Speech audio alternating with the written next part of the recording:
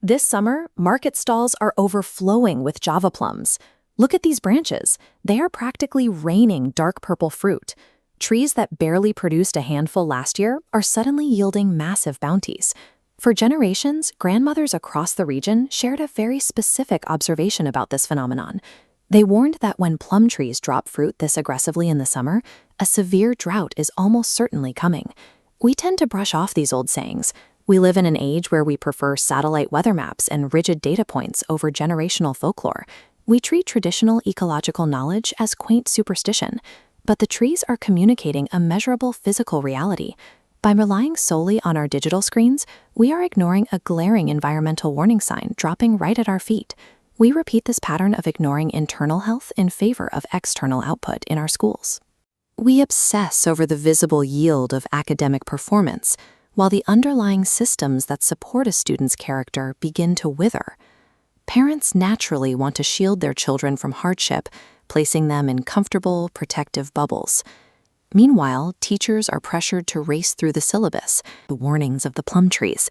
We are building a society rich in raw data, but entirely unequipped for the severe social and moral hardships ahead. When we look closely at those overloaded plum trees, modern botany fully validates the ancient proverb. Biologists call this sudden, massive reproductive output masting or stress fruiting. Java plum trees have deep roots. When the underground water table drops significantly, they detect the sudden scarcity of moisture. This severe water stress triggers biological triage. The tree stops producing new leaves entirely, ruthlessly conserving water.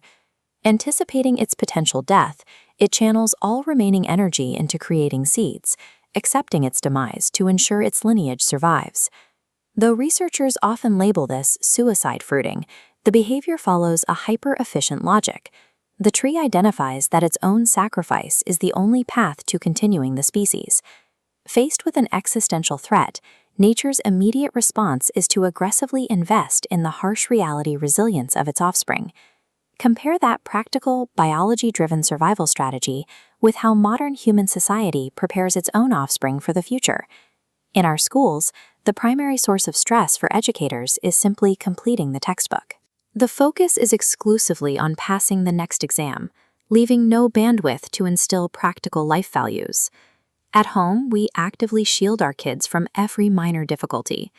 This combination of intense academic pressure and zero emotional friction creates highly competitive individuals who crumble at the first sign of real-world adversity. A high IQ is a powerful tool, but its limits are strict. Raw intelligence lacks a moral compass. It cannot regulate a panic attack, build genuine empathy, or foster gratitude during a crisis. Spiritual education provides the internal tools required to maintain peace of mind, exercise compassion, and make clear decisions when the pressure is immense. Nature instinctively hardens and equips its seeds to face a brutal environment. Our modern educational approach does the exact opposite, actively disarming our children and leaving them highly vulnerable.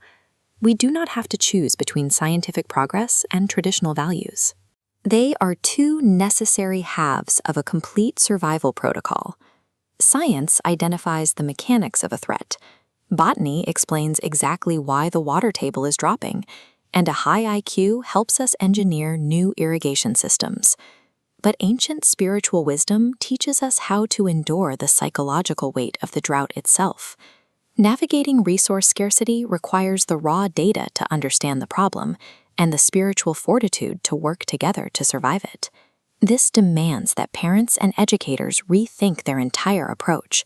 We must redirect our focus away from narrow academic obsession toward holistic, real-world preparation. Simultaneously, we have to take immediate responsibility for our environment. Conserving water and protecting natural resources is a direct moral duty to the generation inheriting this earth. True intelligence is measured by what survives after we are gone. Developing deep spiritual values in our children serves as the ultimate survival mechanism.